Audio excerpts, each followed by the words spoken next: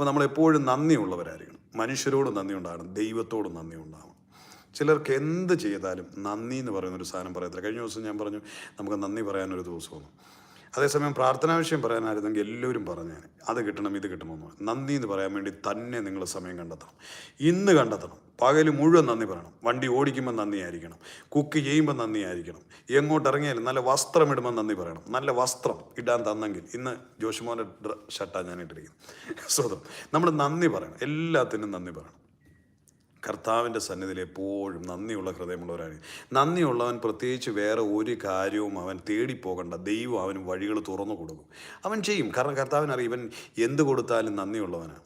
മറ്റവൻ്റെ എങ്ങനെയാണെന്നറിയോ, കിട്ടും പിന്നെ പയ്യെ പയ്യെ വാതിലുകൾ അടയും. നന്ദി എന്ന് പറയുന്ന സാധനം നാവിന്ന് വരും, അയ്യോ പാവമാ നാണമാ അതുകൊണ്ടാണ് നന്ദി, എനിക്ക് നാണം അതുകൊണ്ടാണ് നന്ദി പറയാത്തത്, പിന്നെ ഞാനൊരു പാവമാണ് തരുന്ന മേടിക്കും എന്നുള്ളതല്ലാതെ അതൊക്കെ അവർക്കറിയാലോ നന്ദി ഉണ്ടെന്ന്. അങ്ങനെ നീ അങ്ങനെ വെച്ചുകൊണ്ടിരിക്കണ്ട, നാവ് തുറന്ന് നന്ദി പറയണം. ഇവിടെ ശമ്പളം കിട്ടിയാൽ നന്ദി പറയണം, ആ സ്ഥാപനത്തിന് നന്ദി പറയണം, ദൈവത്തിന് നന്ദി പറയണം. ശമ്പളം കിട്ടിയ ശമ്പളം കിട്ടുന്നതിന് ഞാൻ ജോലി ചെയ്തിട്ടല്ലേ ശമ്പളം കിട്ടിയ, എന്തിനാണ് നന്ദി പറയുന്നത്? സ്വോത്രകാഴ്ച കിട്ടിയാൽ നന്ദി പറയണം. ആരെങ്കിലും എന്തെങ്കിലും തന്നെങ്കിൽ നന്ദി പറയണം. ഒരു കപ്പളങ്ങ കുത്തി തന്നാൽ പോലും നന്ദി പറയണം. ഞാൻ മേഴ്സിസ്റ്റർ അവിടെ ചെന്നു, എനിക്ക് കപ്പളങ്ങയും അതും എല്ലാ സാധനങ്ങളൊക്കെ തന്നു. ഞാൻ എവനേസറിൻ്റെ അവിടെ തന്നു, എനിക്ക് തോന്നുന്നു പുഴുക്കലരി സഹിതം പാലക്കാടൻ മട്ട കുത്തിയത് സഹിതം എനിക്ക് തന്നു. നന്ദി പറയണം, ദൈവസന്നിധിയിൽ നന്ദി പറയണം. അത് ഓർക്കണം, അവരെ ഓർക്കണം, അവർ ഓർക്കുകയും നന്ദി പറയുകയും ചെയ്യണം. ദൈവത്തിന് മഹത്വം. ഞാൻ ഓരോരുത്തരും കാര്യം ഇപ്പോൾ ഓർത്ത് പറയുന്നില്ല, ഞാൻ അന്നേരം അവർക്ക് വേണ്ടി പ്രാർത്ഥിക്കുകയും നന്ദി പറയുകയും ചെയ്യുന്നു. ഇപ്പം ഞാൻ പുരസ്സരി പറയുമ്പോൾ അവരെ പൊക്കി പറയാമെന്നൊന്നും ചിന്തിക്കരുത്. സ്വത്ര അങ്ങനെ പറയുന്നതല്ല, ഞാൻ നമ്മളെ ഓരോരുത്തരെ ഹൃദയം ഓർപ്പിച്ചത്, നമ്മൾ അങ്ങനെ പറഞ്ഞു. അതുകൊണ്ട് ഒരു കുഴപ്പമില്ല കേട്ടോ, ഒരു നാണക്കേടുമില്ല. ഇന്നലെ ഞാൻ ആർക്കോ ഒരു പറഞ്ഞു പറയാം, പക്ഷേ ഞാൻ എന്നോട് ഇങ്ങോട്ട് പറയൂ അതിൻ്റെ ഒന്നും കാര്യമില്ല, നന്ദിയൊന്നും പറയേണ്ട കാര്യമില്ല പാസ്റ്ററെ, സ്വത്രം ദൈവം. ഞാൻ പറഞ്ഞ അതല്ല എന്ന് പറഞ്ഞ് ഞാൻ അങ്ങ് വെച്ചു. പിന്നെ ഞാൻ അതിനെ പിന്നെ എക്സ്പ്ലെയിൻ ഒന്നുമില്ല. കുറച്ച് കഴിയുമ്പോൾ തിരിച്ചെനിക്ക് മെസ്സേജ് അയച്ചു, പക്ഷേ ഞാൻ ചുമ്മാ പറഞ്ഞ കേട്ടോ പാസ്റ്റർ പറഞ്ഞാൽ വളരെ അനുഗ്രഹമാണ്. കാരണം നമ്മൾ ദൈവത്തിന് നന്ദിയുള്ളവരായിരിക്കുന്നത് ഉചിതമാണല്ലോ. സ്വതം എന്നോട് ആദ്യം പറഞ്ഞു അതിൻ്റെ കാര്യമൊന്നുമില്ല, നമ്മൾ കുടുംബത്തിലേ അല്ലേ എന്നുള്ള രീതിയിൽ എന്നോട് ഇങ്ങോട്ട് പറഞ്ഞു. അപ്പോൾ പക്ഷേ ഞാനത് പറഞ്ഞു, കർത്താവെ അനുഗ്രഹിക്കട്ടെ, ദൈവത്തിന് നന്ദി, നമുക്ക് നന്ദി എന്ന് പറഞ്ഞു. അപ്പോൾ അന്നേരം എന്നോട് പറഞ്ഞു അതിൻ്റെ കാര്യമില്ല. ഞാൻ പറയുന്നത് അത് ആര് പറഞ്ഞു വേണ്ടെന്ന് പറഞ്ഞാലും നിങ്ങൾ പറയണം. ഇപ്പോൾ അവർ പറയുമോ അതിനൊന്നും കാര്യമില്ല, നമ്മളൊന്നല്ലേ, നമ്മളൊരു കുടുംബമല്ലേ, എന്നാലും നിങ്ങൾ പറയണം. ഒരു മക്കൾ ചെയ്താൽ നന്ദി പറയണം, അപ്പനമ്മമാർ ചെയ്താൽ നന്ദി പറയണം. എൻ്റെ അപ്പനല്ലേ പറയണമെന്ന്. പിന്നെ അപ്പോൾ താങ്ക് യു അപ്പം എന്ന് സാമു എന്നോട് പറയുന്നത് എനിക്ക് സന്തോഷമല്ലേ. അവനെൻ്റെ അടിമയായതുകൊണ്ടാണോ? അവനെന്നെ സ്നേഹിക്കുന്നതുകൊണ്ടല്ലേ കിട്ടിയതിന് നന്ദി പറയുന്നത്. അത് പറയണം, അത് പറഞ്ഞ് ശീലിക്കണം. നമ്മൾ നമ്മുടെ ദൈവത്തോട് അങ്ങനെ നന്ദിയുള്ളവരായിരിക്കണം. കർത്താവ് നമ്മളെ മാനിക്കും കേട്ടോ. ദൈവത്തിന് മഹത്വം. കർത്താവ് അനുഗ്രഹിക്കട്ടെ. മോണിക്ക രാജു പുതുതായിട്ട് വന്ന ആണല്ലോ, ഞാൻ ആദ്യമായിട്ടാണ് കാണുന്നത്. സ്വതന്ത്രം പിതാവേ, മോണിക്ക രാജുവിനെ അനുഗ്രഹിക്കുന്നു, കർത്താവിൻ്റെ കരങ്ങളിൽ തരുന്നു. സകലവിധ നന്മകൾ കൊണ്ട് നിറയണം. ഇന്ന് കേൾപ്പിച്ച വചനം പോലെ കർത്താവേ സ്തോത്രം.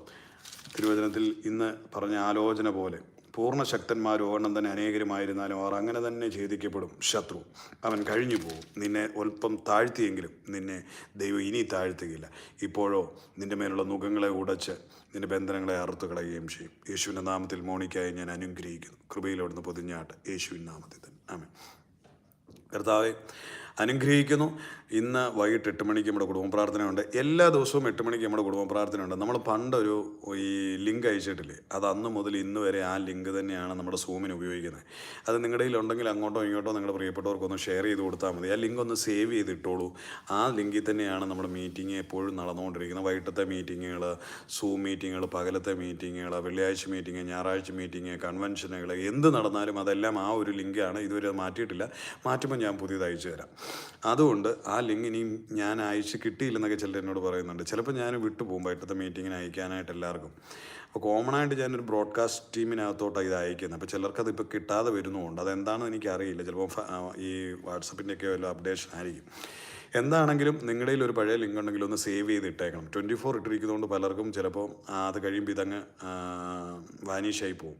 പക്ഷെ നിങ്ങളതൊന്ന് സേവ് ചെയ്തിട്ടുണ്ട്. എന്നിട്ട് നിങ്ങൾ കറക്റ്റ് 8 മണിയാകുമ്പോൾ ഒന്ന് കയറിക്കോണം. 8 മണിക്ക് നമുക്കുയിരുണ്ട്, കർത്താവും വന്നിട്ടും ഇല്ലെങ്കിൽ നമ്മുടെ ഈ മീറ്റിംഗ് നടക്കും കേട്ടോ. കുടുംബ പ്രാർത്ഥന ഇനി ഞാനല്ലെങ്കിൽ ആരെങ്കിലും ലീഡ് ചെയ്തിരിക്കും. അപ്പോൾ നമുക്ക് സ്വതന്ത്രം ഇല്ലെങ്കിൽ മുന്നമേ അറിയിക്കും. അപ്പോൾ നിങ്ങൾ എന്താണെങ്കിലും 8 മണിക്ക് അങ്ങ് കയറിക്കോണം. നമുക്ക് ഒരുമിച്ച് അതിനകത്ത് സ്വതന്ത്രം ദൈവത്തെ മഹത്വപ്പെടുത്തുവാൻ ഇടയാക്കി തീരും. സ്വതന്ത്രം നമ്മുടെ കരുണാകരൻ ബ്രദർ മെസ്സേജ് അയക്കാനായിട്ട് ഇതിനകത്ത് മെസ്സേജ് അയക്കാൻ ഓപ്ഷൻ ഉണ്ടോ? സ്തോത്രം. ഉണ്ടെങ്കിൽ നിങ്ങളുടെ ആരുടെയും